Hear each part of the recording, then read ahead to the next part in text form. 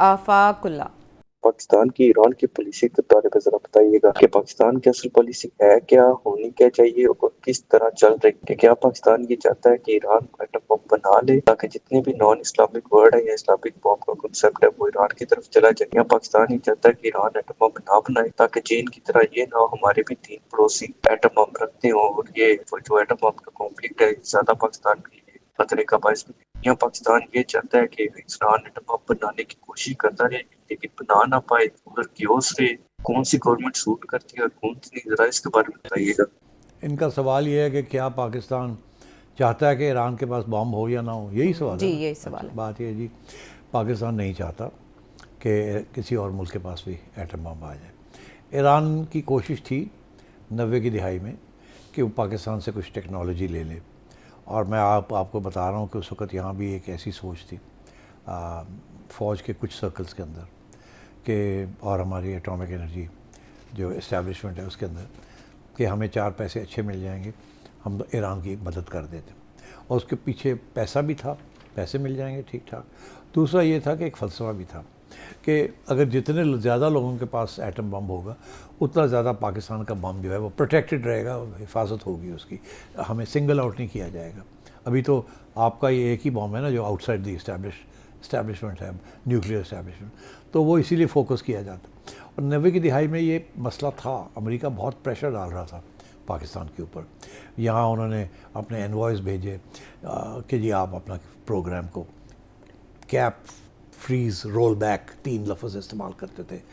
Cap करें, बंद करें, उसको जो है उसके ऊपर डक्का लगाएं, फ्रीज़ कर दें ताकि अब बर्फ़ बन जाए, इस्तेमाल ही ना हो सके, और उसके बाद पीछे हटाएं उसको, ख़त्म करें उसको। उस ज़माने में 92 ऑनवर्ड्स 3-4 साल हमारे साथ बहुत प्रेशर रहा, इसीलिए वो सैंक्शंस लग गए थे, प्रेसलर अमेंडमेंट और ये दूसरे अमेंडमेंट्स कि जी, और हमारे पैसे भी ले लिए थे अमेरिका ने, $500-600 मिलियन जो हमने F-16 के लिए दिए थे उनको, और नहीं दिए उन्होंने। तो वो प्रेशर था उस वक़्त 90 में। जैसे ही सोवियत यूनियन गिरा और रूस फारग हो गया, अमेरिका का इंटरेस्ट कम हो गया पाकिस्तान में। और उस वक़्त के जो एम्बेसडर थे पाकिस्तान में, रॉबर्ट ओखली, वो जब जा रहे थे, मुझे याद है आज तक कि उन्होंने एयरपोर्ट पे इंटरव्यू दी सितंबर 1990 में, और उन्होंने ये कहा कि अब पाकिस्तान को न्यूक्लियर प्रोग्राम जो है उसको ख़त्म करना पड़ेगा। 5-6-7 साल लगे रहे हमें, हमारे ऊपर, ये न्यूक्लियर प्रोग्राम ख़त्म करें। तो और उसके ऊपर इल्ज़ाम यही था कि AQ खान ने ये किया, AQ खान ने ये किया। और फिर जब मुशर्रफ आया तो आपने देखा उसने फिर AQ खान को भी रोक लिया, क्योंकि ये इल्ज़ाम लग रहा था कि आप लोग एक्सपोर्ट कर रहे हैं। तो हमें तो बिल्कुल कोई, हमारी इस्टेब्लिशमेंट ने ये फ़ैसला किया था, और उस वक़्त प्राइम मिनिस्टर नवाज शरीफ साहब से ने कहा हमने कोई एक्सपोर्ट वोट नहीं करना, बस जो है हमारे पास this is ours, this is for defence of Pakistan. ये ना एक्सपोर्ट के लिए ना ऑफेंस के लिए, किसी के खिलाफ भी, और वही आपकी सेफ्टी उसी में है। तो इसलिए आई डोंट थिंक, हम तो बिल्कुल इस फेवर में नहीं है कि ईरान जो है वो न्यूक्लियर वेपन बना ले। हम तो किसी के जितने हैं, हम तो कहते हैं ये भी जो है इसके ऊपर भी ढक्कन लगनी चाहिए, बट हमारा programme is defensive, is not offensive. ये जो प्रोग्राम बने थे they were all offensive weapons programmes. तो इसलिए आई थिंक वो थोड़े से 1-2 साल के लिए उस वक्त जनरल असलम बेग थे जो कि इस किस्म की सोच रखते थे, और मगर वो फिर नवाज शरीफ साहब ने रोक दिया कि no, this will get Pakistan into serious trouble. और वो फ़लसफ़ा आज की इस्टेब्लिशमेंट एक्सेप्ट करती है कि our bomb and our technology is not for sale nor for transfer, and that is our safety lies in that, and the fact that आपने नहीं किया for the last 25 years, कोई किसी किस्म का एक्सक्यूज़ नहीं दिया, is one of the reasons why आज आपके न्यूक्लियर के ऊपर कोई बात नहीं करता। नहीं तो किताबें लिखी गई हैं, रोको इनको, ये करो वो करो। 2010 तक तो नेतन्याहू लगा हुआ था कि पाकिस्तान के पास बम है, हमें उससे खतरा है। 2012 now there is no danger, even though we are making missiles that are capable of long distance missiles, but nobody thinks that this is for Israel or for America or for any other country. This is purely defense, India related, that's it.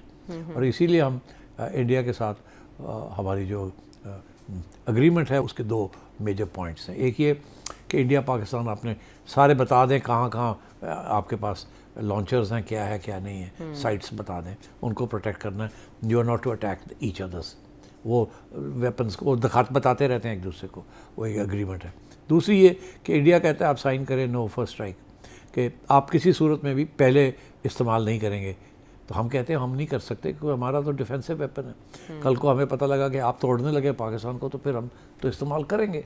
जिस तरह शुजात के Hasan full चढ़ी तो नहीं हैगी कैसी है। तो इसलिए so we don't sign the no first strike, that's the only reason why अभी तक आपका न्यूक्लियर डिटरेंस जो है इट्स इफेक्टिव। वो ना होता तो ये कहीं की बात कहीं ना कहीं चली जाती। So no, we are not interested in exporting our technology or our bomb. We don't want Iran or any other country to get it, but we want solutions to problems without resort to nuclear weapons. So इसलिए I think that's what our position is. जवाब मिल गया आपको तफसील से। आप पाक वापस आते हैं एक ब्रेक के बाद।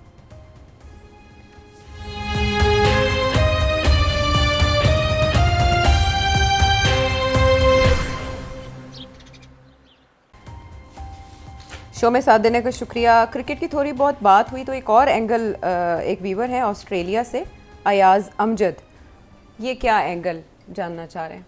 पीसीबी में हमारे मैचेस की जो ये ब्रॉडकास्टिंग है और उसकी जो वीडियो क्वालिटी है इतनी लो क्यों है? जैसे अभी पाकिस्तान वर्सेस ऑस्ट्रेलिया के जो थर्ड T20 चल रहा है, इसमें आपको फ्रंट ऑन विजन ही नहीं मिल रहा, आपको साइड से एंगल दिखा रहे हो, इतनी लो क्वालिटी वीडियोस है। मैं ऑस्ट्रेलिया में रहता हूँ और यहाँ पे मैं अक्सर ग्रुप्स में और अक्सर फेसबुक के पेजेस पे जब भी कभी कोई पोस्ट हुई है पिछले 2-3 T20s में, तो लोग इतना मजाक उड़ा रहे हैं कि ऐसा लग रहा है मोबाइल से कोई वीडियो बना के इसको लाइव डाल रहा है। तो प्लीज़ इस बारे में बताएं कि कब और कैसे और कितना इस पे टाइम लग सकता है कि हमारी क्वालिटी भी ऑस्ट्रेलिया की ब्रॉडकास्टिंग या इंग्लैंड की ब्रॉडकास्टिंग के मुकाबले की होगी। Thank you. देखिए, ब्रॉडकास्टिंग की क्वालिटी डिपेंड करता है किस कंपनी को आप हायर करते हैं और कितने पैसे देते हैं, कितने कैमरे लगते हैं, कितनी बड़ी आउटफिट होती है, 32 cameras, 16 cameras, 24 cameras and so on. फिर वो जो ऊपर ड्रोन चलती है एंड सो ऑन, फिर हॉक आए, बहुत सी इसमें चीज़ें होती हैं दैट अफेक्ट द क्वालिटी। और अच्छी ब्रॉडकास्ट कंपनी जो है वो anywhere between $1 to $2 million for a series लेती है। तो अगर आपने सस्ता काम कराना है उसके लिए भी है, तो फिर इसी किस्म की चीज़ होती है।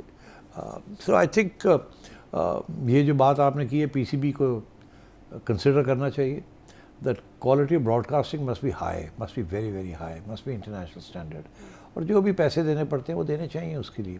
इसी that's why it's important the quality of the game suffer करती है। अगर आप जैसे लोग जब नाराज़ हो जाते हैं कि यार हमें बताया नहीं, ये नहीं दिखाया, ये नहीं दिखाया, क्योंकि आप देख रहे हैं बाकी जगह पे हो रहा है, तो आप क्यों नहीं, पीसीबी क्यों नहीं कर रहा है?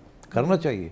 और मैं आपको बता दूं, इसका सिर्फ एक ही रीज़न है, कंजूसी, नेगोशिएशन, कि नहीं हमने बड़ा कम पे किया है, ये अच्छी कंपनी नहीं, जो अच्छी कंपनी सारा कुछ कर सकती है, give them the money, they will do it, but शायद ये इशू ना हो। अगला सवाल शामिल करते हैं आप टोरंटो से हैदर। सेठी साहब, आपने बात की थी कि आप किताब लिख रहे हैं और 30,000 वर्ड्स हो गए हैं, 100,000 करने हैं। मेरे पास आपके लिए एक सजेशन है, आप ऐसा क्यों नहीं करते कि आप अपनी लाइफ के ऊपर एक लार्ज लैंग्वेज मॉडल को ट्रेन करें, अपनी थॉट्स के ऊपर, अपने एक्सपीरियंसेस के ऊपर, and it will be a new medium of information. Instead of a book, have a large language model and share that with all your fans and the world, and that way हम आपके thoughts को, आपकी beliefs को, आपके experiences को scale करके उन experiences के और उन topics के ऊपर भी maybe scale कर सकें जिनको आप explicitly mention ना कर सकें just in a book। चले भेजें मुझे, ये कोई ऐप शैप है आपके पास या